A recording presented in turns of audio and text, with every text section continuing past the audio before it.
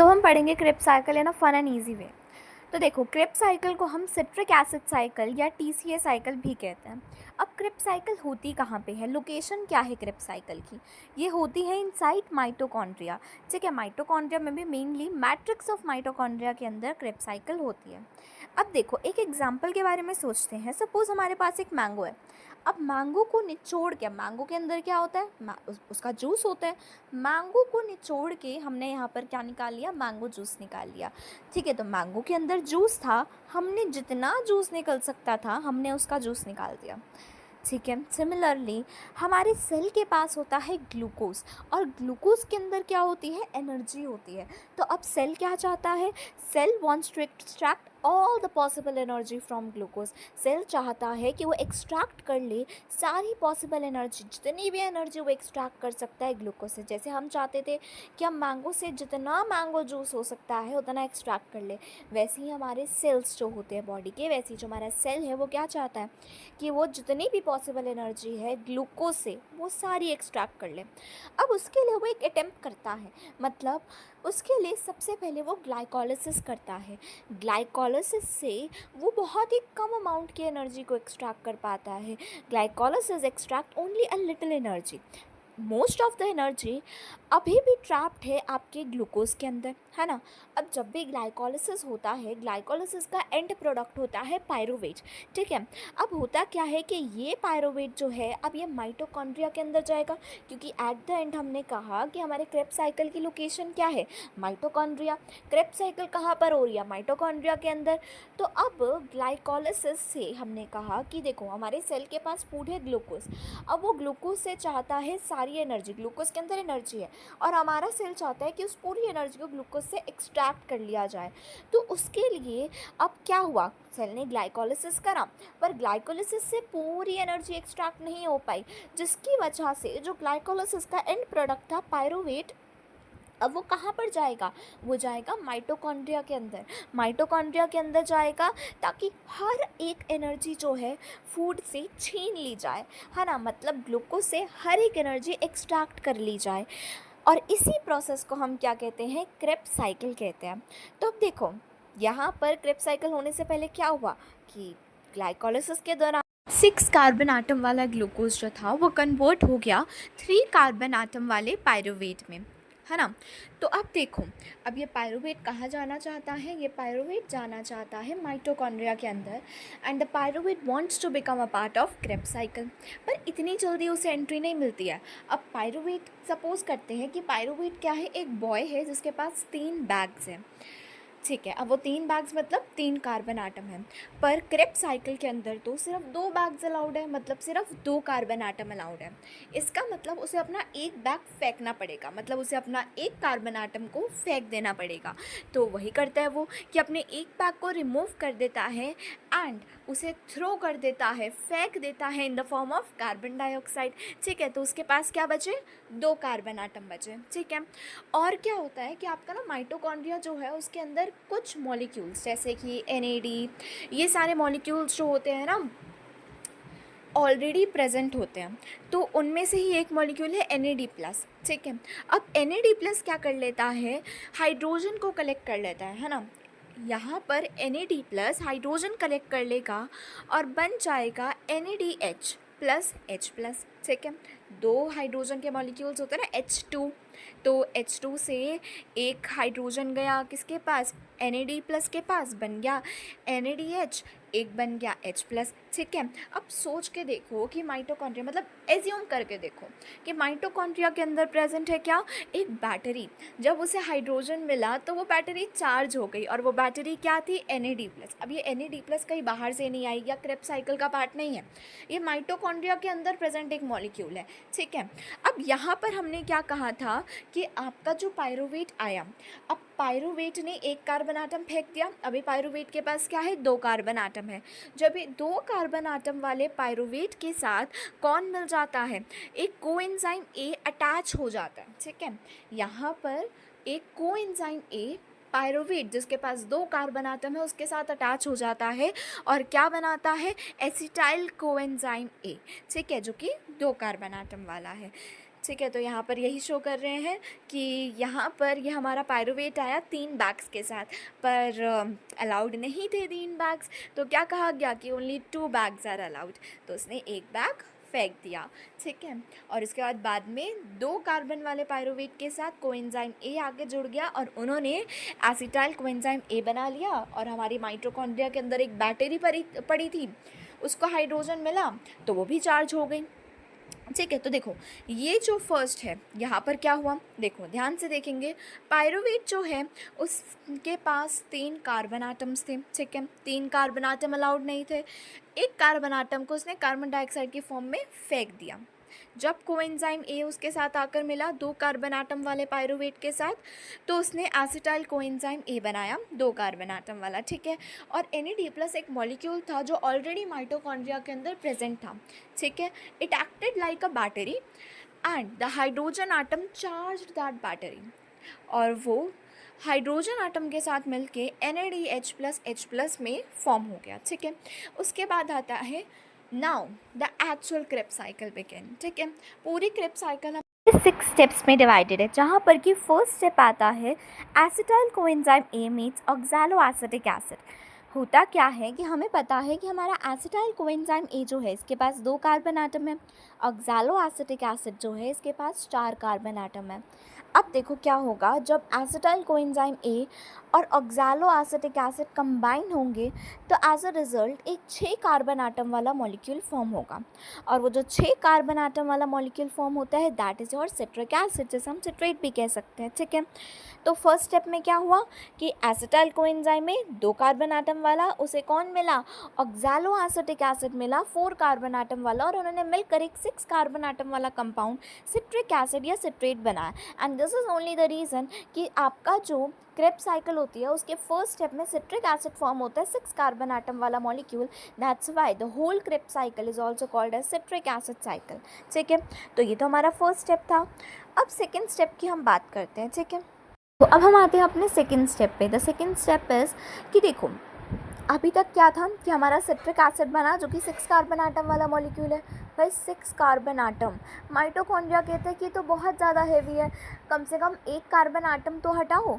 तो अब माइटोकॉन्ड्रिया क्या कह रहा है कि कम से कम 1 कार्बन आटम को तुम हटा दो, तो mitochondria says to remove 1 carbon atom. अब जब भी कार्बन आटम क्या करेगा, लीव करेगा, तो it leaves in the form of carbon dioxide. तब हुआ क्या कि आपका जो सिट्रिक एसिड था जो कि 6 कार्बन आटम वाला मॉलिक्यूल था, it got converted into a molecule containing 5 carbon atom, है ना। तब हुआ क्या, उसी टाइम पे हमारी बैटरी फिर से आ गई। अब बैटरी को फिर से चार्जिंग देनी पड़ेगी, है ना। हमारी बैटरी क्या है, NAD+। NAD+ जो है अब वो हाइड्रोजन एंड एनर्जी लेती है एंड फिर से कन्वर्ट हो जाती है NADH+H+ में। अब यहाँ पर इस पूरे स्टेप के दौरान 2 चीज़ें हुई, एक तो कार्बन डाइऑक्साइड प्रोड्यूस हुई और एक NADH प्रोड्यूस हुआ। और अब हमने क्या कहा था कि हमारे 6 कार्बन आटम वाला जो सिट्रिक एसिड है got converted into a molecule containing 5 carbon atom, and that molecule is called as alpha ketoglutarate acid, that is called as alpha ketoglutarate acid, that is a molecule containing 5 carbon atom. ठीक है, अब हम बढ़ते हैं हमारे step, चलो अब हम बढ़ते हैं अपने थर्ड स्टेप पर। अब थर्ड स्टेप में क्या होता है ना कि अभी तक हमारा जो मॉलिक्यूल था that was alpha ketoglutaric acid, वो 5 कार्बन आटम वाला मॉलिक्यूल है। अब हमारे माइटोकॉन्ड्रिया को लग रहा है कि जो 5 कार्बन आटम वाला मॉलिक्यूल है ये भी बहुत ज़्यादा क्या है, उसे लग रहा है कि ये भी बहुत ज़्यादा लार्ज है, और एक्चुअल में है भी लार्ज। इसलिए अब माइटोकॉन्ड्रिया क्या क्या चाहता है कि एक और तुम क्या कर दो, एक और कार्बन आटम को बाहर निकाल दो। ठीक है, क्योंकि मॉलिक्यूल इज स्टिल लार्ज। तो अब क्या होता है कि ये 5 कार्बन आटम जो है it get converted into 4 carbon atom. ठीक है, मतलब ये 5 कार्बन आटम वाला मॉलिक्यूल अब 4 कार्बन आटम वाले मॉलिक्यूल में कन्वर्ट होगा। बैटरी यहाँ पर फिर से मुँह उठा के आ गई, अब वो कह रही है मेरे को चार्जिंग दो, मतलब NAD+ आ गया। NAD+ जो है अब यहाँ पर NAD+ के साथ जब हाइड्रोजन मिलेगा उसे चार्जिंग मिलेगी, मतलब NAD+ कन्वर्ट होगा NADH+H+ में, और आपके पास जो प्रोडक्ट्स आएंगे that is 1 carbon atom and 1 NADH। ठीक है, और हमारे पास ये जो 4 कार्बन आटम वाला प्रोडक्ट बना दैट इज़ सक्सेनिक एसिड। तो अभी तक हमने क्या देखा, अभी तक क्या हुआ कि देखो 6 कार्बन आटम कन्वर्ट हुआ 5 कार्बन आटम में, 5 carbon atom got converted into 4 carbon atom, और अभी तक 2 कार्बन डाइऑक्साइड ने साइकिल को लीव करा है। ठीक है, तो ये चीज़ तो हमें पता ही है कि माइटोकॉन्ड्रिया जो होता है it is the power house of the cell, है ना। NAD plus, FAD, EDP, ATP, ये सारे क्या होते हैं, ये बैटरीज़ की तरह है। मतलब they are a kind of, we can say कि माइटोकॉन्ड्रिया के अंदर प्रेजेंट कुछ मॉलिक्यूल्स हैं, ठीक है, जो बैटरी की तरह आप समझ सकते हैं, एम्प्टी बॉक्सेस हैं, बैटरीज हैं, जिन्हें चार्जिंग देने की ज़रूरत पड़ती है। इसलिए यहाँ पर जब जब क्रेब्स साइकिल हो रही है, बार बार NAD+ आ रहा है, चार्जिंग मांग रहा है अपनी। ठीक है, चलो अब यहाँ पर होता क्या है कि अगर हम देखें स्टेप 4 में, तो जो हम स्टेप 4 में पहुँचते हैं तो यहाँ पर क्या होता है ना कि कुछ एनर्जी रिलीज़ होती है। ठीक है, तो आपका जो सक्सेनिक एसिड है उसके बनने के बाद सम एनर्जी इज़ रिलीज। अब कुछ एनर्जी रिलीज़ हुई है, तो क्या हमारा माइटोकॉन्ड्रिया चाहेगा कि एनर्जी वेस्ट हो जाए? नहीं चाहेगा। तो कुछ एनर्जी रिलीज़ होती है, उसे हम क्या करना चाहते हैं, स्टोर करना चाहते हैं।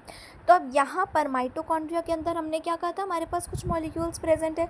अब वो बैटरीज़ की तरह भी काम कर रहे हैं, वो एम्प्टी बॉक्सेस की तरह भी काम कर रहे हैं। तो उनमें से ही एक मॉलिक्यूल है GDP। ठीक है, तो GDP क्या करता है, एनर्जी को उठा लेता है, it picks up the energy, है ना, एंड 1 फॉस्फेट। अब जब GDP एनर्जी को ले लेगा और एक फॉस्फेट को ले लेगा ना, तो GDP जो होता है it gets converted into GTP। ठीक है, तो यहाँ पर हमें पता ही है GDP जो है ये माइटोकॉन्ड्रिया के अंदर प्रेजेंट होता है, बाहर से कहीं आया हुआ मॉलिक्यूल नहीं है। और यहाँ पर सक्सेनिक एसिड बनने के बाद हमारे पास कुछ एनर्जी रिलीज़ हुई थी, वो एनर्जी हमने स्टोर करनी थी, तो हमने GDP के अंदर स्टोर करी एनर्जी और एक फॉस्फेट। ठीक है, तो GDP plus phosphate got converted into GTP। अब हम बात करते हैं हमारे स्टेप 5 की, जो कि है कि अब succinic acid gets converted into malic acid. होता क्या है कि अब यहाँ पर क्या होता है, FAD भी हमारा एक मॉलिक्यूल है, एक फ्लोटिंग मॉलिक्यूल है जो माइटोकॉन्ड्रिया के अंदर प्रेजेंट है। अब वो क्या कर लेता है, हाइड्रोजन ले लेता है। ठीक है, hydrogen is H2। When FAD gets attached to H2, it gets converted into FADH2। ठीक है, अब देखो वही सेम चीज़ हमने बोला कि FAD एक एम्प्टी ट्रक या एक एम्प्टी बॉक्स की तरह है, माइटोकॉन्ड्रिया के अंदर प्रेजेंट है, हाइड्रोजन उसका पैसेंजर बिठा लिया ट्रक के अंदर और वो FADH2 में कन्वर्ट हो गया, है ना। And now the molecule moves towards malic acid. मतलब समझ आएगा हमें स्टेप 6 में। तो देखो स्टेप 6 के अंदर क्या होता है, अगर हम बात करें स्टेप 6 की, तो स्टेप 6 में क्या होता है कि यहाँ पर अब molecule still contain some hydrogen, मतलब NAD+ अभी भी हाइड्रोजन उसे मिल सकता है ना, मॉलिक्यूल के पास अभी भी हाइड्रोजन है। NAD+ को फिर से चार्जिंग चाहिए, दे दो उसे हाइड्रोजन। NAD+ जो है वो NADH+H+ में कन्वर्ट हो गया। प्रोडक्ट हमारे पास स्टेप 6 में क्या आया, एक NADH।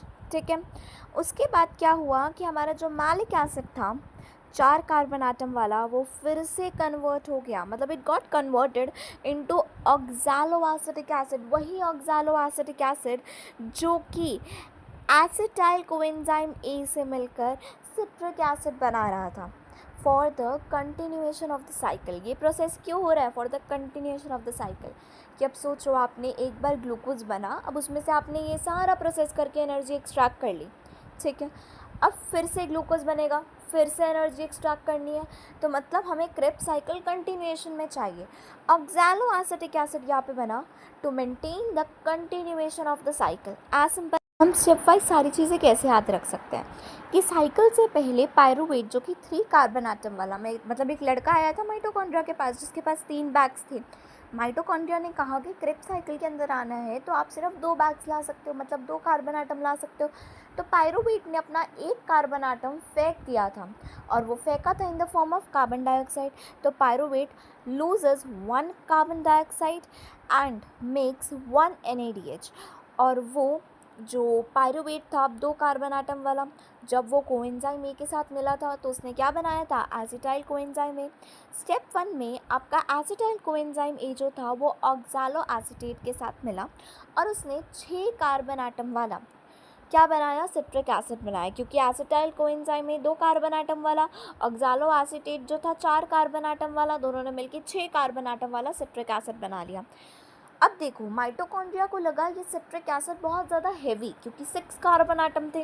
माइटोकॉन्ड्रिया ने कहा कम से कम 1 कार्बन आटम को बाहर निकाल दो। तो जब सिट्रिक एसिड में से 1 कार्बन आटम को बाहर निकाला गया तो अल्फा कीटोग्लूटरेट 5 कार्बन आटम वाला एक मॉलिक्यूल बन गया, जहाँ पर कि 1 कार्बन आटम जब रिलीज़ हुआ तो it release in the form of 1 carbon dioxide and battery भी आई। यहाँ पर बैटरी भी आई मतलब 1 NADH भी फॉर्म हुआ। स्टेप 3 में क्या हुआ कि जो अल्फा कीटोग्लूटरेट था, अब ये भी 5 कार्बन आटम वाला मॉलिक्यूल था। माइटोकॉन्ड्रिया को ये भी बहुत हेवी लग रहा था, वो कहता कि एक और कार्बन आटम को तुम बाहर फेंक दो। तो क्या हुआ कि अल्फा कीटोग्लूटरेट 5 कार्बन आटम वाला मॉलिक्यूल वो सक्सीनेट में कन्वर्ट हो गया 4 कार्बन आटम वाला मॉलिक्यूल। जब एक कार्बन आटम बाहर गया तो it got released in the form of carbon dioxide and एक NADH भी फॉर्म हुआ। स्टेप 4 में क्या हुआ कि कुछ एनर्जी फॉर्म हुई थी हमारे पास, मतलब इतना सारा स्टेप हुआ है, उसके बाद कुछ एनर्जी हमारे पास फॉर्म हुई। वो जो एनर्जी थी अब हम उसे वेस्ट नहीं होना देना चाहते। हमारे भाई इतने सारे फ्लोटिंग मॉलिक्यूल्स हैं माइटोकॉन्ड्रिया के पास, they act as battery as well as they act as empty boxes.